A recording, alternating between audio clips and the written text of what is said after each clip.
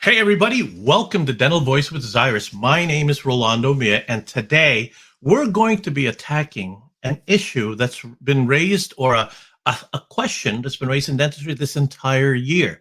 What is that topic? The rising costs of dentistry. And who do we have on today to address that? Somebody that we have incredible respect for, been in the industry forever, has such an incredible wealth of knowledge and wisdom.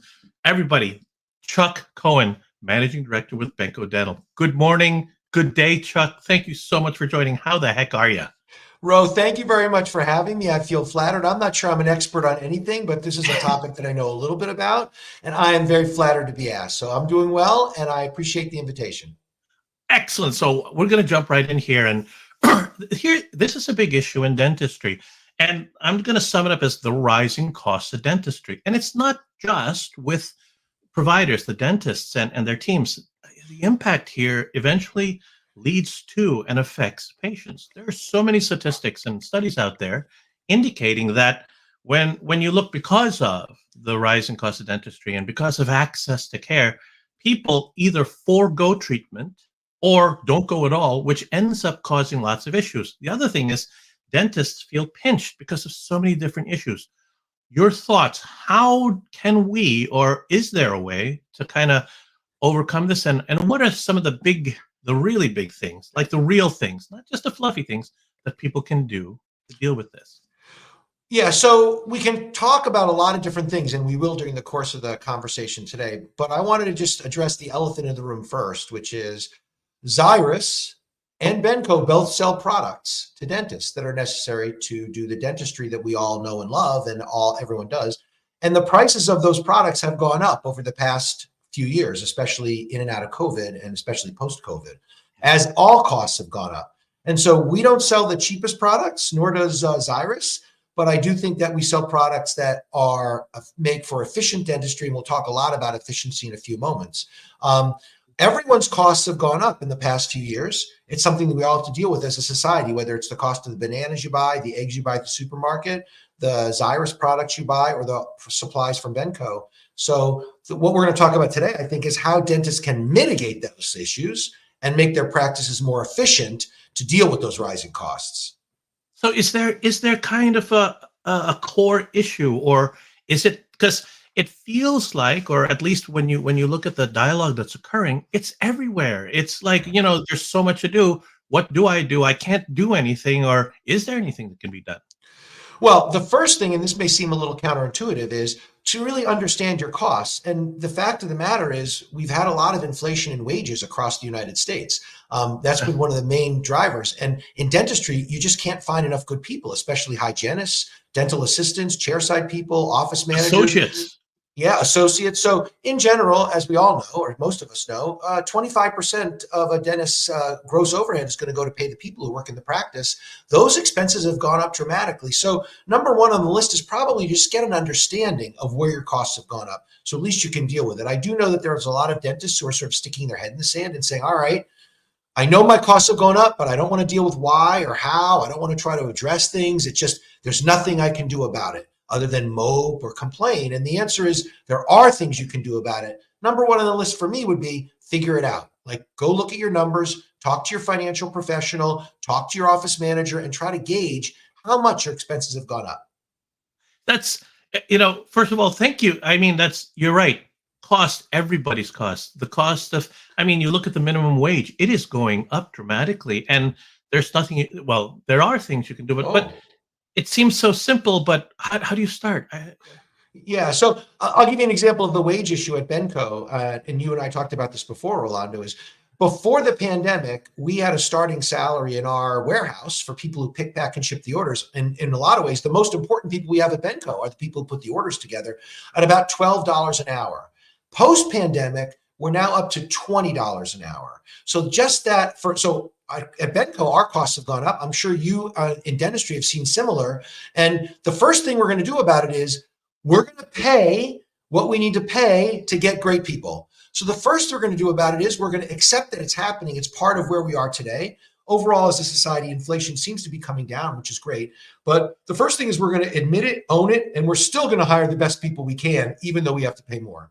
So don't cut costs. don't try to whatever Well, hire less. Well, you can't hire fewer people. I mean, dentistry requires a team, just as putting items in a box requires a team at Benco. But what we can do is try to get more efficient production out of the people we have. So cutting There you go. costs, there's a lot of different ways to cut costs. The wrong way to cut costs at Benco would be to say, all right, well, everybody else is paying $20 an hour. We're going to pay $15 an hour. We're not going to get good people or maybe even no one at all. That's the way a free market system works. So we're going to start by owning the issue, paying the right salaries to get great people, and then figuring out how we're going to reduce our overall costs and improve our efficiency. That's huge. And it seems so simple, but it's a lot of times the first thing. What else? So people is a huge cost, but I mean, there's so much talk about looking for cheaper products or looking for or insurance even. It's like I'm getting pinched over there, so I have to. I mean, how do people deal with that? How do you get around that? Yeah, so there's a lot of things you can do. Let's just say, as I said before, let's say what you can't do. There are certain costs you just can't cut. Like you can't cut the cost to your people. You can't cut the cost of the supplies because everyone's costs are going up.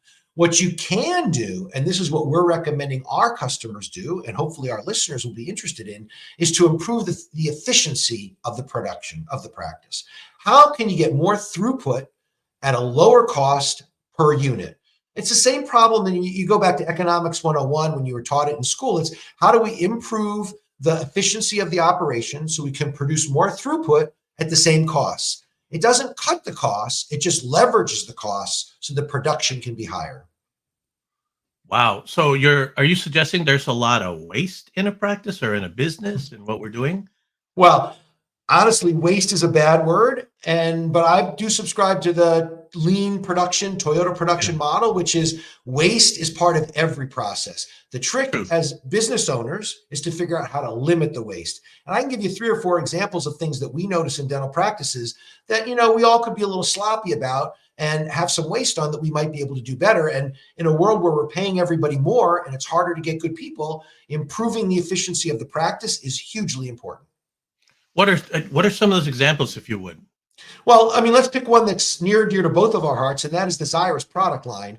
It looks expensive because it's a little bit more than doing nothing, but it improves the efficiency of a four-handed dentist and a hygienist in ways that are very difficult to calculate. But the Xyrus product line is based on how can we get dentists and hygienists to be more efficient. And I do believe that those who use the products will tell you, yeah, I can get more patients in. I can have a lower cost of people because I'm using the Xyrus products on a regular basis. Isolate, great example of a product that seems to cost a lot, but actually improves efficiency. I can give a few others as well, but let's start with one that we both know and love. No, I thank you for that. But yeah, I would be interested. What else? What are some of the other things that you've seen out there that are perceived, that like I can't afford that or I don't want to pay that, but it actually helps? So let's do one that I think we've all talked about at different times, and it's been one of the slowest but most effective sort of changes in dentistry over the past 10, 15, 20 years. I think now this one is becoming even more and more important to look at, and that is what can we do in a single visit to the dental practice? One of the least efficient things in a dental practice is that follow-up visit. If it's two visits to make a crown, if it's 2 visits to make a restoration, you can't charge anymore for the second visit. So some of the production improvers on the digital dentistry side, whether it's a mill or a printer or just working more quickly, anything that you can do to eliminate that second visit is a huge efficiency improver in a dental practice. This is not a new idea, but what I think you can say is that with the current cost of people and the current cost of materials, those kinds of efficiencies have become much more important and much more effective. Wow. So it's about more efficient, being not extending things, but doing things when you can. Insurance comes up a lot. What about insurance? And that's another one of the biggest topics that comes up. Talk about a maelstrom of comments about that. How do you deal with that? Because it's getting less, isn't it? Yeah. So most dentists feel like they're trapped, right? So and I hear this all the time from dentists, single practice, single independent operators. It's like, wow, I am trapped. My expenses are going up because my cost of people and my cost of products and my cost of the lab, it's all going up. I can't control that. And my insurance company has capped my fees. I can't raise my fees. I cannot charge more. Therefore, I am stuck and I'm getting squeezed. If I had $1 for every time I heard that from a dentist, I would be a rich man today. I'm getting squeezed between my providers and the insurance companies. So what I'm here to tell you is that you're not getting squeezed on the revenue side, right? There are things that practices can do on the revenue side in order to improve their reimbursement rates that most dentists either don't do or don't focus enough attention on. Happy to talk about a few of those today, but it is not true. There, on the cost side, there are things you can do. You got to pay the people, but you can do things to make your practice more efficient so that though you're paying people more, you're getting more production out of those people. On the revenue side, there are things you can do to improve your reimbursement rates from the insurance companies, and we could talk about a few of those next. But this idea of being squeezed, it's very frustrating for dentists. It's very frustrating for office managers. Our job today is to give you some ideas on how not to feel squeezed. And it's funny that you mentioned that, because on the insurance side, there are so many things that aren't being followed up with. So there's that follow on that you mentioned there. And then you mentioned, there's some sloppiness in practices. I think you mentioned before about insurance companies. What do they like? Oh, insurance companies love sloppiness. Let me give you a good example of sloppiness, and we see this all the time. Miscoding or undercoding.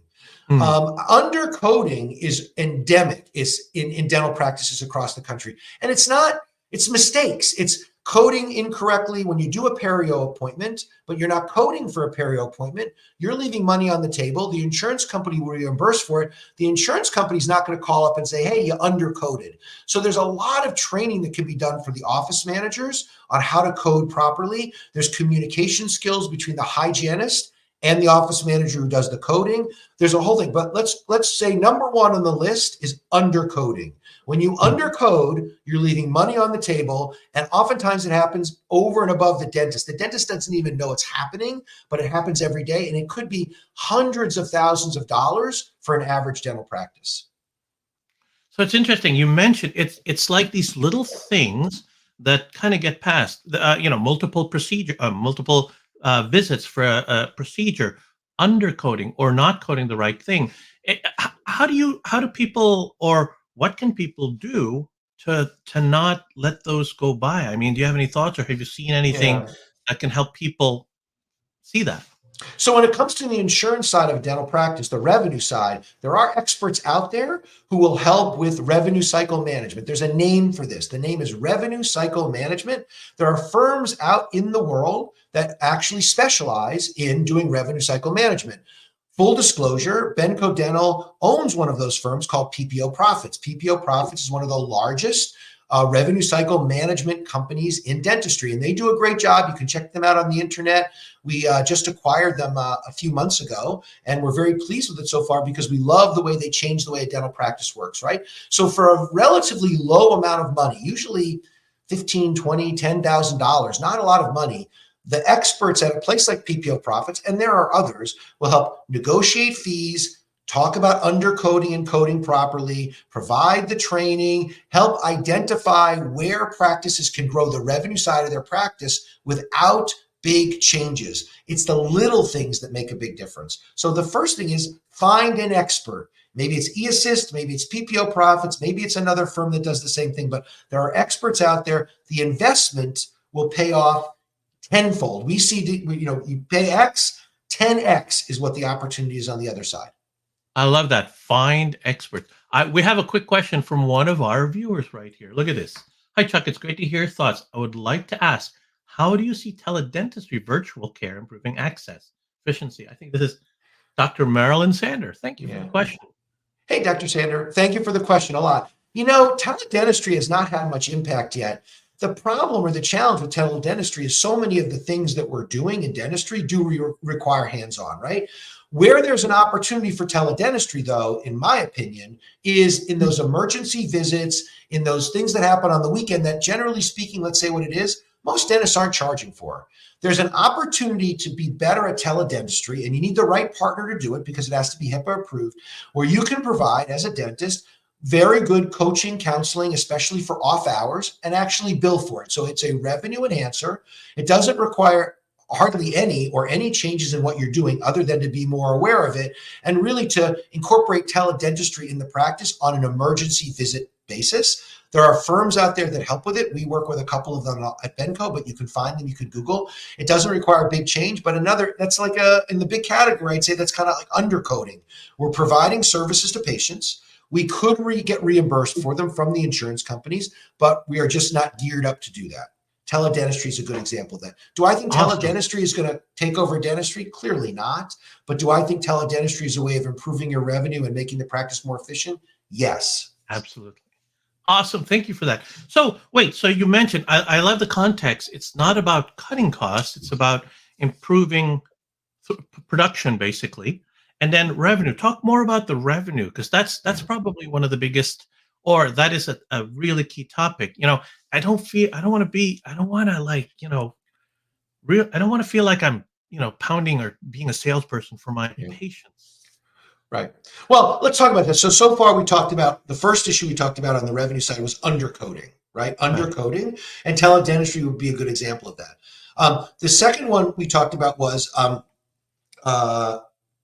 what was the second? Oh, I lost my train of thought. Well, let's go to another one. Let's go to a third one, which is renegotiating your fees. Sorry, I lost a train of thought there. It was insurance. Oh, insurance. So let's talk about renegotiating your fees. The firms out there that do revenue cycle management do address renegotiating fees on behalf of the doctor. So let's talk about that for a few minutes. Number one, insurance companies are not going to call you and say, time to give us a higher fee schedule. They're not going to do that. By law, the insurance companies must allow a window for you to submit higher fees. They must. The window is hard to find. It's probably written deep into the insurance agreement that you signed when you started, but it is possible. In fact, it's required. So what these experts do, revenue cycle management, PPO Profits, and some others, is they will look over all the insurance plans you accept. They'll take a look at the fee schedules, they'll look at the actual verbiage, and they will develop a plan that says, okay, for this plan, the window to renegotiate the fees is this 2-month period. For this plan, it's a different one. They're all different times of the year. But in order to get higher fees, you need to be smart and an expert and educated at it. And honestly, it's probably above the pay grade of most office managers because it's kind of a subspecialty. This is an area where an expert can make a huge difference in the practice. So getting those fees negotiated properly, raising fees when it's appropriate, understanding how to manage each one of the 3, 4, 5 insurance schedules, insurance plans that you accept is key to maximizing in a good way, the revenue for your practice. Wow. Thank you for that. It's, as you're talking here, it's pretty amazing. When you break it down into the individual or the components, it becomes, well, like anything, things are easy once you understand. One of the takeaways I'm taking here, and I'd love to, it's about investing in the right kind of resources and not cutting because of the fear that I have to cut my costs. Is what I'm hearing? Absolutely. And so it goes back to one of the challenges that we all have in dentistry for years. It's one of the things that makes dentistry so endearing. I love dentistry. My family's been involved in dentistry for 90 years, and I personally have been involved for 30. Wait, you've been in dentistry in 90 years? So you're 90? Our family. Okay, not you. Years old. I look very good for 90. I want to make sure you take a picture of me. But our family has been in dentistry for 90 years, 3 generations, and I personally have been in it for 30 years. What I would say is that one of the things I love about dentistry is a dentist can do so many things. And when it comes right down to it, where they are most comfortable in general is first the clinical aspect of dentistry, yes, and second of all, the business. But at the same time, dentists wear so many hats in their practice, and they have this idea that they have to be an expert in everything. The most successful dentists I know understand when it's time to get experts in who can help them deliver a better value for their patients and improve their practice. These 2 areas of the practice, becoming more efficient and driving the revenue side of the practice, are areas where experts can be so helpful. This is not a cut on dentists or office managers. Nobody can be an expert in anything. There are times when you need to bring in an expert. These 2 areas, getting out of that squeeze, I think experts can be very helpful. As you're talking about this and we're talking about dentistry, I think about vendors, manufacturers, Benco. Though we're all included, I'd say. It's an ecosystem. Holy Call it cow. an ecosystem. We're in an ecosystem, and Yeah. no one needs to be an expert on everything. No one can be. These are some ideas for how to bring experts in, relatively low cost, sometimes no cost, to improve the operation of the practice. Because that's what we all need to do now. Whether you're running a dental practice, a paint store on the corner, a restaurant, everybody in America needs to be more efficient today because people are hard to find and expenses are going up. Wow. It's I love the sentiment that you bring around this, and also the context that you build that, don't try to do it yourself, but we're in this together. I think a lot of times when you're operating and you're under pressure, it feels like you're the only one. The dentist is getting squeezed. It's about insurance. But the manufacturer's like, holy cow, I'm trying to manage we haven't raised our pricing. You mentioned that, or renegotiate. Just that in and of itself, costs have gone up. You haven't changed your pricing in forever. Talk about that. You look at things like, I'm going to say, trying to do everything yourself, Yeah. being the expert in everything. That's just kind of crazy. It's crazy, but many dentists do it all the time, and it's kind of unfortunate. So one of the things I loved about something like Dental Town or Dental Nachos is no dentist has to be an expert on everything. You just have to know where to go to get some input to get to find the experts. Most of the time, the experts are relatively inexpensive, especially versus the value that you get. Awesome. Hey, we have another question here. Check this out. Hey, Yeah. Chuck, what are your thoughts on the impact of a solid hygiene program? Because, yeah, you're right. Hygiene. What about hygiene? Protocols driving revenue. Absolutely. I mean, no successful dental practice can be successful, at least on the general side, without a robust hygiene department. Hygienists are hard to find, right? So, assuming you've got great hygienists and they're really producing great clinical outcomes, I think the challenge then becomes how do you make sure that you're maximizing the revenue and improving the efficiency? I'll give you a few ideas on that because, I mean, we live it all the time. Number one is, as we talked about before, make sure you're coding properly. Many, many times, practices are not coding properly for the hygiene work that they're doing. That's number one. Number two, make sure you've got enough operatories for your hygienist to work in. One of the most efficient systems is instead of taking time to clean up between every patient, how can you move the patients from one operatory to another and have someone else go and do the cleanup? So how can you have more efficient practice, right? So if you've got 6 operatories and you've got 3 hygienists, chances are everybody's working in one operatory. You're not as efficient as you could be. So make sure you've got enough operatories to work in. Number 3, consider a dental hygienist assistant. If you've got 2, 3 hygienists in your practice, it makes sense, in my opinion, to get an assistant just to manage the takedown, the breakdown of all those practices, make sure you're managing the instruments properly, get those hygienists an assistant to really run those rooms. And what you're going to find is that you can be a lot more efficient. Number 4 on my list is make sure you're getting the right product so that when the hygienist goes in there, they can do the right job, whether it's a mouthwash to show the patient what's going on in their mouth, whether it's Vivardis's product to really put on the watches. Curodont is a great product. There's all kinds of hygienist products out there. And then number 5, because I'm running out of time, is make sure, and this is I'm passionate about, don't get more efficient by cutting the time with the patient. Don't. That's The across the answer, board. the answer is not a 35-minute hygiene appointment. The answer to the efficiency is not a 40-minute hygiene appointment. Make sure your hygienist has enough time to spend with the patients to provide that level of care. I'm really passionate about that. And it really upsets me when, for example, we see hygienists who are forced to cut appointments short because they don't have time to swap the room out between. Like, that's not a good use of time. That's not a good use of energy. So getting the hygienist to spend the time with the patient, provide that level of care and that level of human interaction, and then fixing things around the hygienist, the dental hygiene assistant, more efficient products, more operatories, all those things lend itself to making sure that hygiene appointment is a great experience for the patient. Thank you for that. I love it. And yeah, you're right. The more you talk, it is systemic or endemic. I don't know which word it is to the entire practice, but beyond the practice, it's also in our industry. It's a focus on us as vendors, as manufacturers, on the distributor like Benco and providers. It's about finding the right people. So let me see. By the way, I could spend the rest of the day talking with you, but I don't want to tie you up here. And if I were to sum this up, it's interesting. The key points that I've taken out of this: number one, prices are going to go up regardless, and it's not about freaking out about them. It's about recognizing, leaning into it, and yeah, you have to do that, but don't cut costs because you're afraid. You have to lean into that. Invest in things. Invest in the right stuff in yourself. Second, I love your context around, it's not about cost, it's about production, efficiencies, and revenue. And the examples you have and then working together, finding the experts. What am I missing? Did I miss anything else? Or I think you captured it very, very well. And so I think you got it right. I couldn't agree more. And, it's about the revenue, the undercoding, and getting the right insurance reimbursements, all that. Because it's just what you said was perfect. I want to close, if it's time to talk about that, by giving 3 experts that I think people should look at. That would be great. The question is, what should you do next, right? Once you've figured this out, what's the next one? What would I recommend?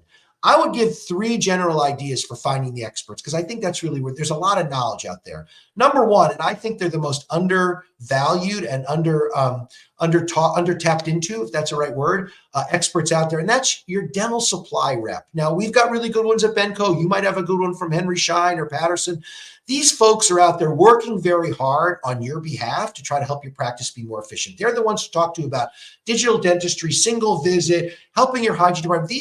These people are in and out of dental practices all day long, and they are unpaid by you, but they understand, generally speaking, most all of them, what you can do to make your practice more efficient. So number one on my list are the territory representatives, field sales consultants that you get from your dental supply companies, whether it's us or Schein or Patterson. Find a good one, someone you can trust, and ask that person how to make your practice more efficient. Many of them, by coincidence, are ex-hygienists and assistants who have gone on to do something in the industry. So they really understand the ins and outs of dental practice.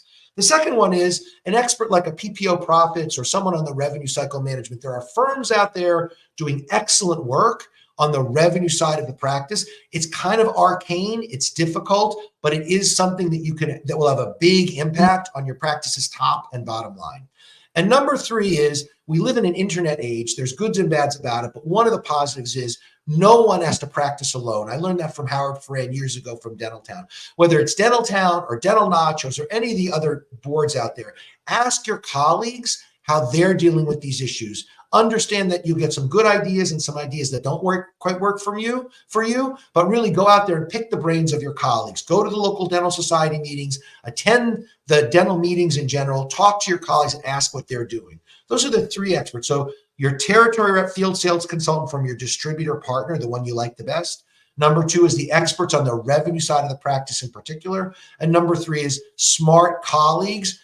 Ask in a way that says, hey, help me with a couple of good ideas here that I can implement. Oh my gosh, that is, that is absolutely incredible. I'm going to hit one more. I saw another question come up here. If you could. Hello, Chuck. What are your thoughts on point of care, chairside saliva screening? Is this something people will become more, embraced or?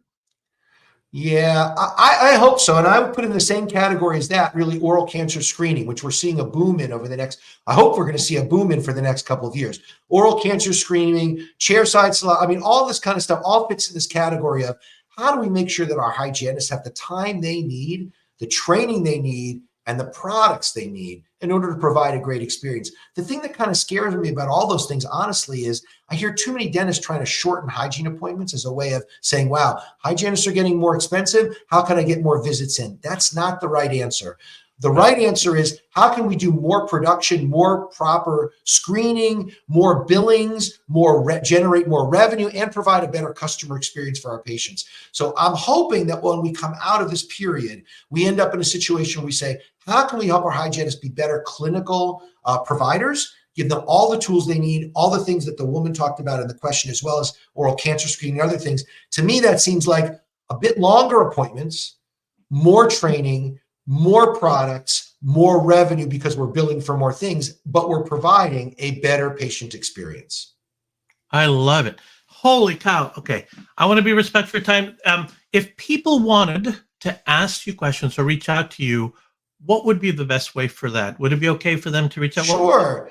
My email is ccohen@benco.com. You're giving your email. Of course. I'm giving you my cell phone too, Ro, but I'm afraid you might call me all the time. No, email me. We've got great group of Benco reps out there. They'll be very helpful. Happy to help you from Benco. There are other experts out there. We're not the only ones. I think we're very good, but please feel free to reach out to me anytime.